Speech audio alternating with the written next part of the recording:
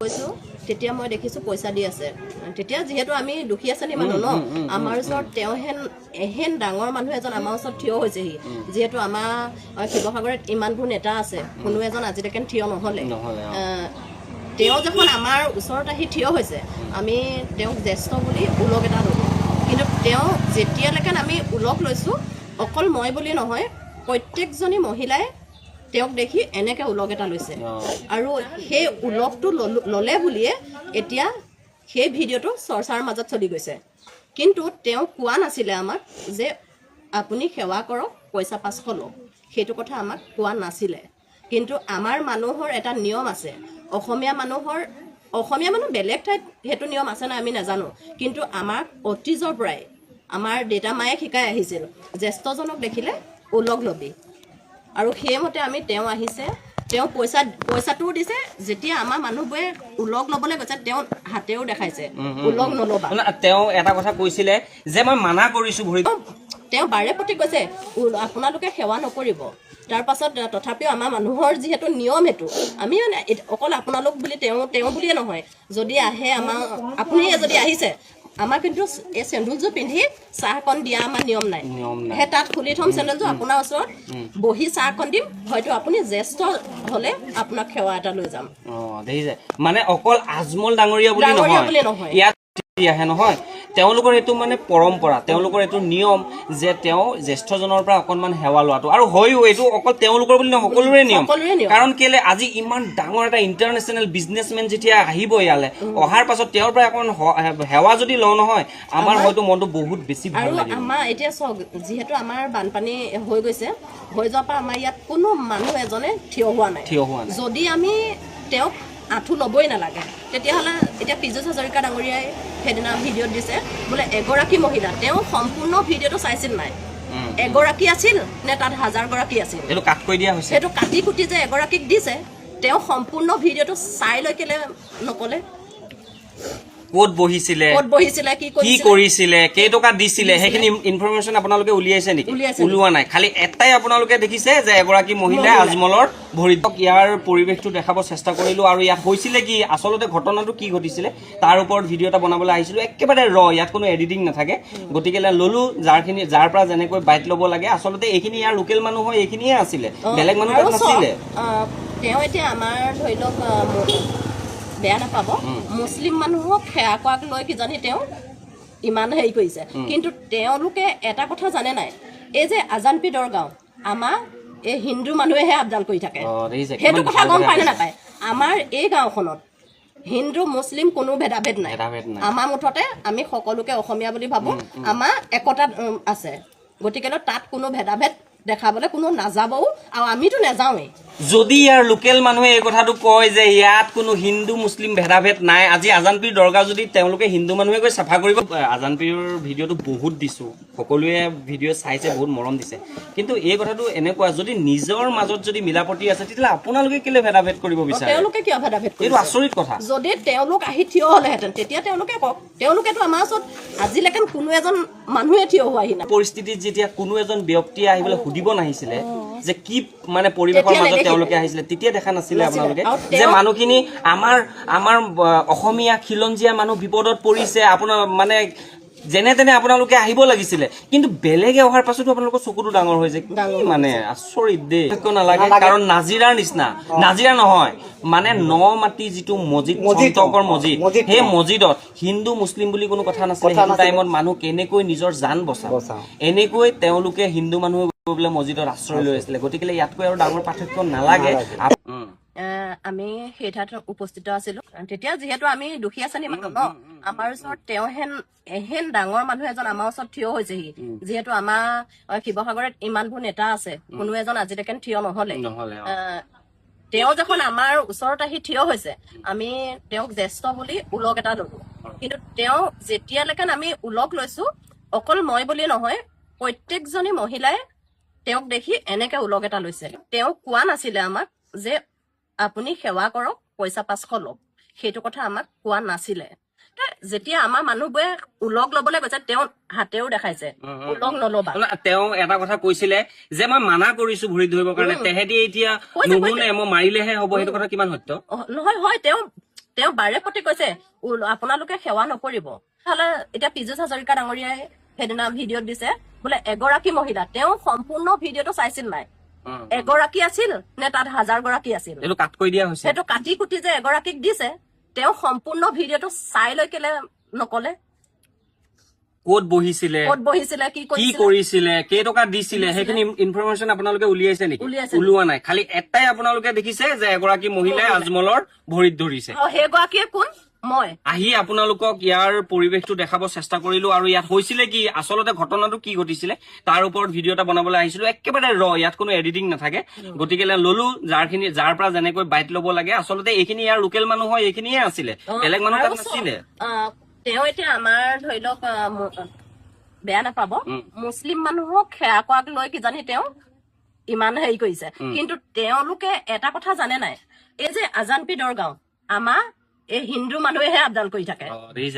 অসম চৰকাৰৰ আঁচনি হয় নে বিজেপি দলৰ যদি বিজেপি দলৰ আঁচনি আমি ইয়াত লাইন পাতিবলৈ নাহো আমি ইয়াত হুলস্থুল কৰিবলৈ নাহো আমি নিজৰ মতে গুচি যাম কিন্তু এইটো কথা আজি সমজিলা আয়ুক্ত মহোদয় স্পষ্ট কৰিব লাগিব যে আমি বাইদেউ নোৱাৰো এইটো আঁচনি আমাৰ চৰকাৰী আঁচনি নহয় আমি চৰকাৰী কৰ্মচাৰীয়ে কৰিব নোৱাৰো এইটো বিজেপি দলেহে পাৰিব আমাক কৈ দিব লাগিব বিজেপি দল আৰু একে সময়তে হিমন্ত বিশ্ব শৰ্মাদেৱে ৰাজহুৱা স্পষ্টীকৰণ দিব লাগিব যে হিমন্ত বিশ্ব শৰ্মাই কৈ দিব লাগিব যে অৰুণোদয় আঁচনি হিমন্ত বিশ্ব শৰ্মা অসম চৰকাৰৰ আঁচনি নহয় বিজেপি দলৰ আঁচনি বিজেপি যোনে কৰে পাব যোনে নকৰে নাপায় আৰু যদি অসম চৰকাৰৰ আঁচনি চৰকাৰী ৰাইজৰ টেক্সৰ টকা দি যদি অৰুণোদয়ৰ নামত এডভাৰটাইজমেণ্ট কৰে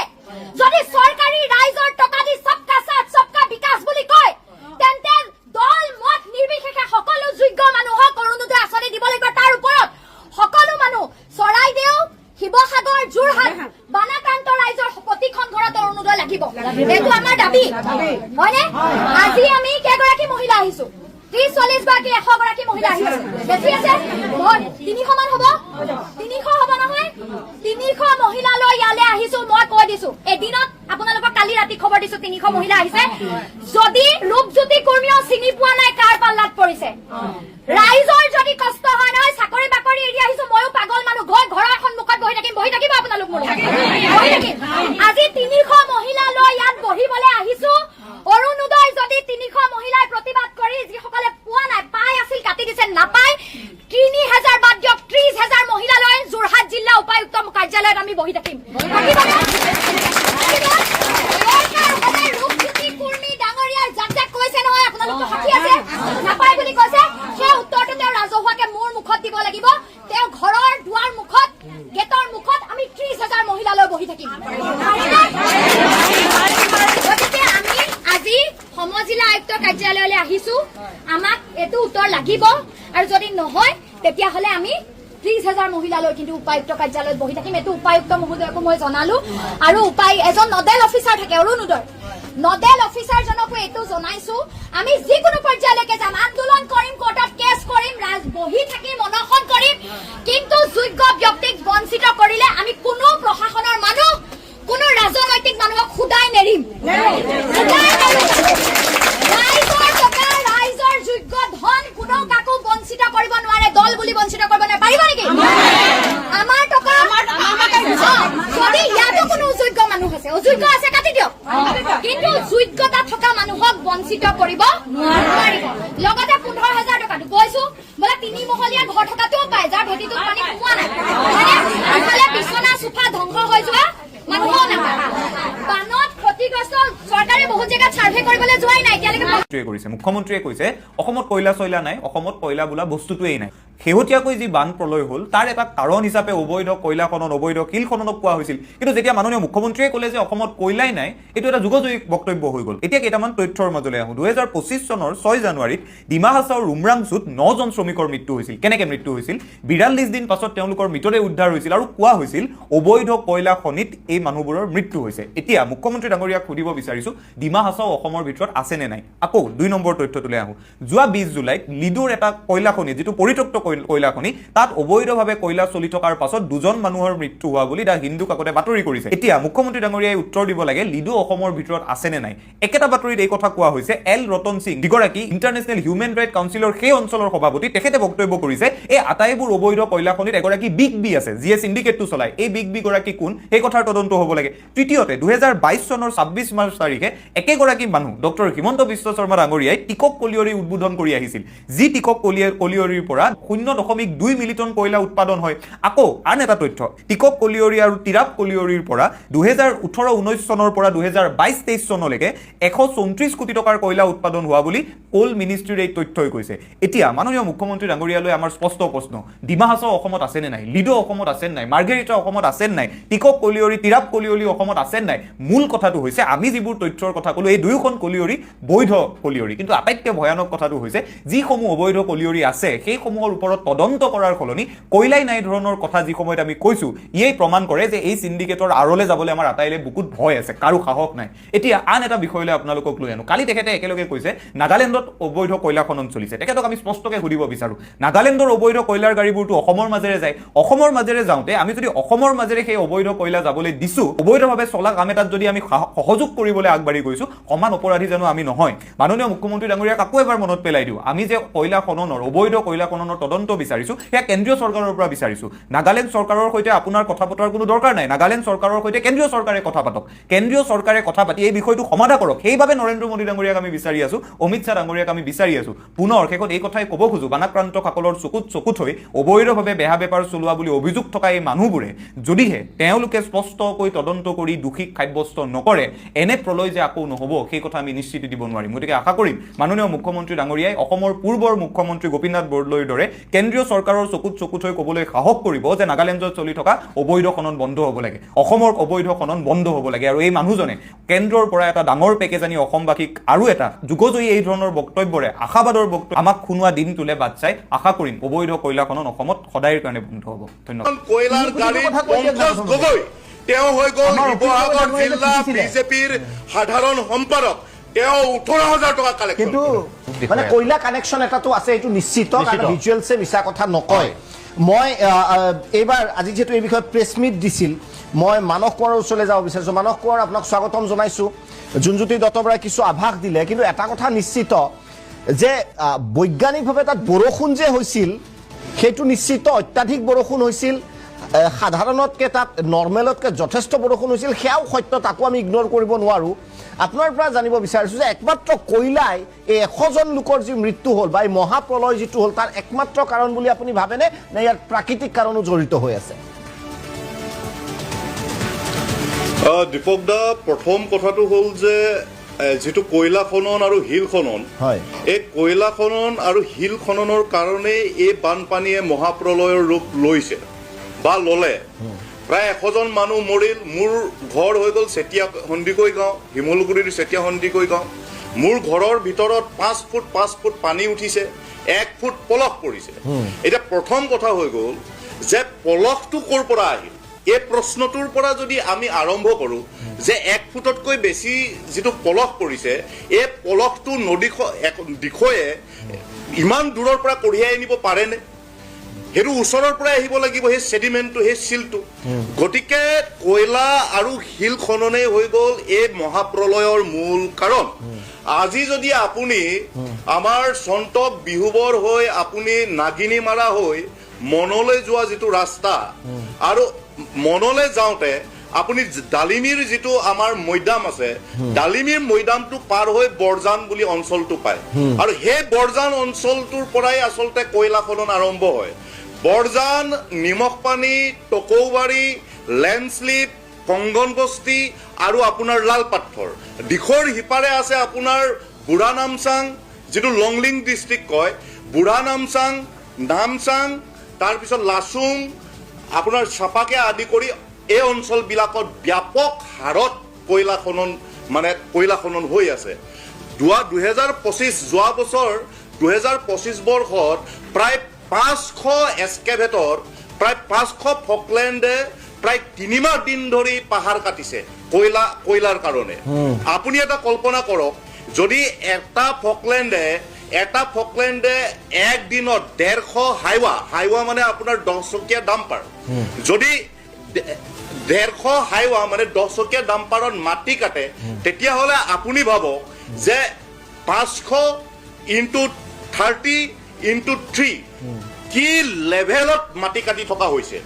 আৰু এই গোটেই মাটিবিলাক দাম কৰা হৈছে আমাৰ দিখৌ ৰিভাৰত। আৰু এই গোটেই যিটো চক্ৰ চলি আছে, এই চক্ৰটোৰ যাৰ পৃষ্ঠপোষকতাত চলিছে তেওঁৰ নাম হৈ গ'ল মাতলু কন্যাক। আৰু তেওঁৰ পৃষ্ঠপোষকতাত পৱন দাগা, আবু হুছেইন, মন্টু শৰ্মা, জয়বীৰ মহাবীৰ, দীপক আগৰৱাল, অজস্ৰ নাম আপুনি ল'ব পাৰে। এই গোটেই মাফিয়া চক্ৰই গোটেই পাহাৰ কাটি শেষ কৰি পেলাইছে। আৰু এই গোটেই চক্ৰটোক নেতৃত্ব দিছে বা এই গোটেই চক্ৰটোৰ 2025 বৰ্ষলৈকে মূল গেং লিডাৰ আছিল অসমৰ জলসম্পদ মন্ত্ৰী সুশান্ত বৰগোহাঁই। তেওঁ বিজেপিৰ মন্ত্ৰী সুশান্ত বৰগোহাঁই। আজি কেৱল আমাৰ মন জিলাৰ অন্য এটা ঠাই আপাৰ টিৰু আৰু লোৱাৰ টিৰু, আপাৰ টিৰু আৰু লোৱাৰ টিৰুত যিটো কয়লা খনন হৈ আছে, একদম আপুনি যদি চাই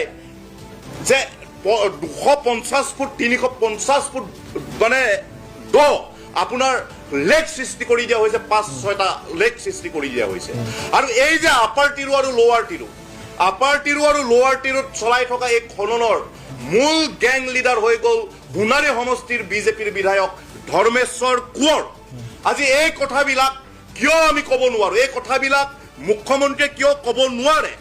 আজি বিজেপি চৰকাৰৰ পৃষ্ঠপোষকতাত নগাপাহাৰ আপুনি কৈছে যে পলিটিকেল, এই কথাটো মই ক্লিয়াৰ কৰি লিও কওক মই ক'ব দিম আপোনাক, 1 মিনিট কওক। এতিয়া মোক সুধিছে নহয় তেখেতক অসমে মানে নাগালেণ্ডৰ যিটো কয়লা খনন হয়, সেইটো নাগালেণ্ডৰ পৰা বিহাৰ, ঝাৰখণ্ড আৰু শ্ৰীৰামপুৰ গেটলৈ উৰিটো নাযায়। সেইটোতো অসমৰ 4খন গেটে দিয়ে যায়। আপোনাৰ নিমনাগড়েদি যায়, নাগিনীমাৰাইদি যায়, গেলেকী দি যায় আৰু দি যায়, মানে হালুৱাটি হৈ যায়। ঠিক আছে, এতিয়া মই কৈ আছো যে এই বিজেপি চৰকাৰখনে কৈ আছো সাইন্টিফিক এইটো পজৰ কাৰণে হৈছে, এইটো পজৰ কাৰণে হ'ব পাৰে আৰু আমাৰ গভৰ্ণমেণ্টে এছেছ কৰিব কিহৰ কাৰণে সেইটো চাব। যেতিয়া আপোনালোকে জলদত পটপটকে ওলাই যাব কিহৰ কাৰণে ইমান বৰষুণ হ'ল, সেইটো টাইম আছে এইটো কৰিবলৈ। যে আমাৰ নাগালেণ্ডৰ কয়লাটো গুচি যায়,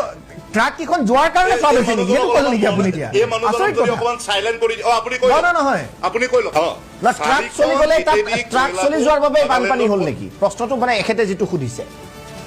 কওক। নহয়, মই আপোনাক কৈছো যে ইয়াতে অবৈধ বুলি মই নকওঁ, যে কয়লা খনন যিটো হাৰত হৈছে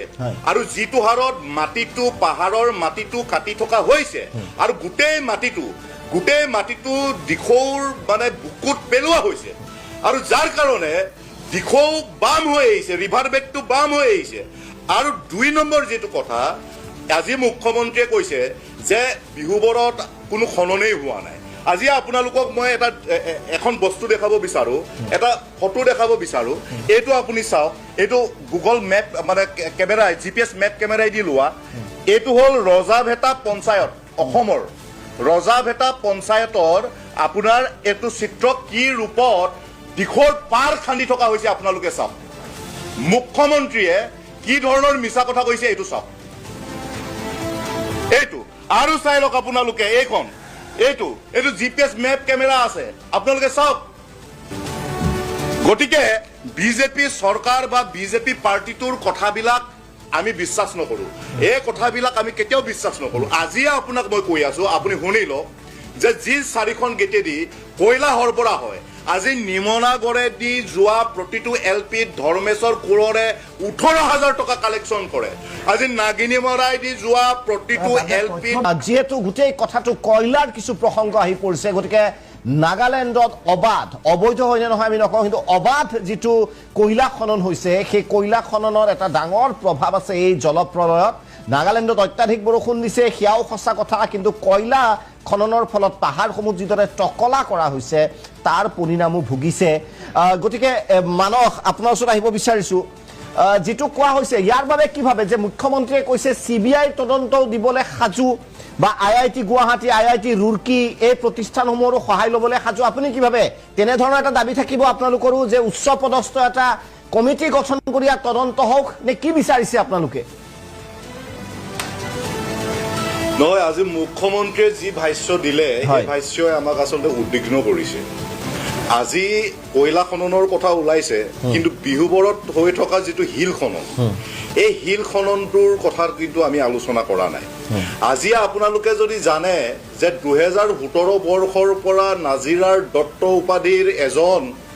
মানুহৰ তত্ত্বাৱধানত নেতৃত্বত দিখৰ পাৰ খন্দা হৈছিল আৰু আপোনালোকে যদি আমাৰ বিহুবৰৰ পৰা নাগিনিমাৰা ফালে যায় তেতিয়াহ'লে ঔগুৰিজান বুলি যিটো অঞ্চল দিখৰ যিটো পাৰ সেই গোটেই পাৰটো খান্দি পেলালে কয়লা মাফিয়াই আজি যোৱা বছৰৰ পৰা যিটো আমাৰ ঔগুৰিজান বাগান আছিলে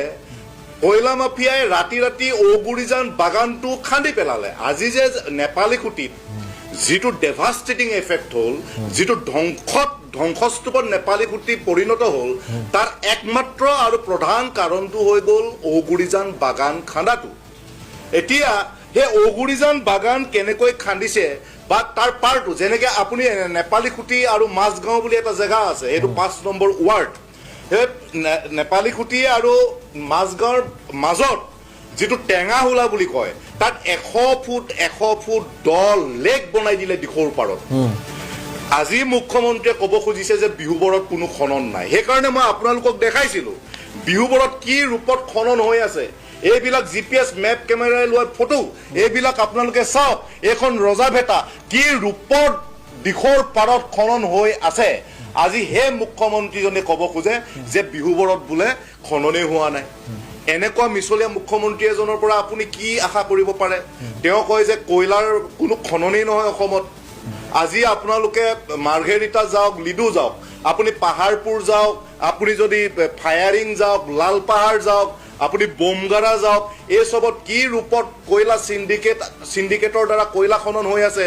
প্ৰতিখন গাড়ীত তাতে 85,000ৰ পৰা 90,000 টকা লৈ থকা হৈছে এই কথাবিলাক কি মুখ্যমন্ত্ৰীৰ অজ্ঞাতে হ'ব পাৰে যিজন মুখ্যমন্ত্ৰীয়ে মানুহে কি খাব মানুহে কি পিন্ধিব মানুহ কেনেকে থাকিব সব তেওঁৰ নখদৰ্পণত তেওঁৰ ৰাজ্যত কেনেকে মাফিয়াই কয়লা খান্দি শেষ কৰি পেলাইছে হিল খান্দি শেষ কৰি পেলাইছে এই কথাবিলাক কি তেওঁ নাজানে আজি মুখ্যমন্ত্ৰীয়ে মিছা মাতিছে গতিকে আমি এটা কথাই ক'ব খুজিছো এই মানুহজনৰ পৰা অসমত একো নহয় এই মানুহজনৰ পৰা আজি আপোনালোকক আৰু এটা কথা মই কৈ থৈ যাব বিচাৰিছো যোৱা 17, 18, 19 তাৰিখে নাগালেণ্ডত মন জিলা আৰু লংলিং জিলাত ব্যাপক ৰূপত বৰষুণ হৈছিল ক্লাউড বাৰ্ষ্ট নহয় কিন্তু বৰষুণটো হোৱাটো হয়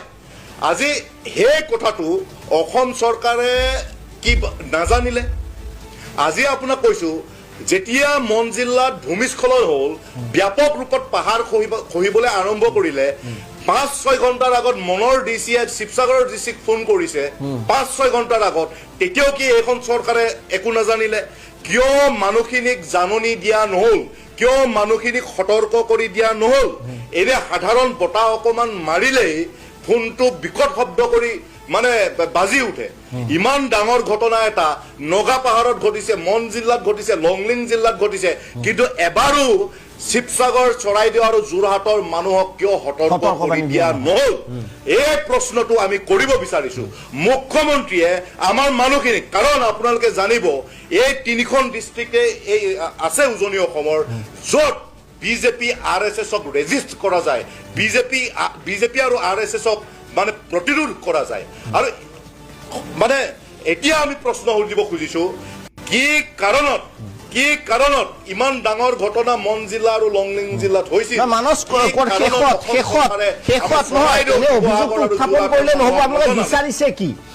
বিচাৰিছে কি এইখিনিতো উত্থাপন কৰিলে নহব বিচাৰিছে কি আপোনালোকে বুলি শেষ প্ৰশ্ন মোৰ তাৰপিছত মই বাকী তিনিগৰাকী পেনেলিষ্ট আপুনি এতিয়া দীপক দা আমাৰ কাৰণে আটাইতকৈ ডাঙৰ ট্ৰেজেডিটো এইটো যে আপুনি বিচাৰিব কি মানে যে এই মুখ্যমন্ত্ৰীজনে আজি কলে বোলে খননেই নাই আজি মই আপোনাক GPS মেপ কেমেৰাত মই আপোনালোকক দেখাই দিছো আপোনালোক সকলো ষ্টুডিঅ'ত বহি থকা প্ৰতিজন মানুহ আহক, মই গৈ আপোনালোকক লৈ যাম জেগাত যে দিশৰ পাৰ কেনেকে খনন কৰা হৈছে, ঔগুৰিজান বাগান কেনেকে খনন কৰা হ'ল, ঔগুৰিজান বাগান খন্দাৰ কাৰণেহে আচলতে যে নেপালী খুঁটিত এটা অবৰ্ণনীয় পৰিস্থিতিৰ সৃষ্টি হ'ল। আজি সেই কথাটো মানুহজনে নস্যাৎ কৰি দিলে। এতিয়া আপুনি কওক, আমি CBI তদন্তই বিচাৰিলো, NI তদন্তই বিচাৰিলো বা আন কোনোবা তদন্তই বিচাৰিলো, এই মানুহজনৰ পৰা আমি কি বিচাৰিম? আপুনিয়ে কওক, যিজন মানুহ মানে ভৰিৰ নখৰ পৰা মূৰৰ চুলিলৈকে মিছলীয়া, যিজন মানুহে ৰাতিক দিন কৰিব পাৰে, দিনক ৰাতি কৰিব পাৰে, মতাক মাইকী কৰিব পাৰে, মাইকীক মতা কৰিব পাৰে, সেই মানুহজনৰ লগত আপুনি কি কথা পাতিব, কি বিচাৰিব? অৰ্থাৎ বিষয়টো আপোনালোকে উত্থাপন কৰিছে, দাবী একো নাই। কি দাবীটো আমাৰ আছে, আমাৰ দাবী আছে। আমি কৈছো যে এইটো CBI তদন্ত দিব লাগে। আৰু ইমান ডাঙৰ এটা মেন মেড ডিজাষ্টাৰ আচলতে মুখ্যমন্ত্ৰীয়ে পদত্যাগে কৰিব লাগে। যদি লাভ আছে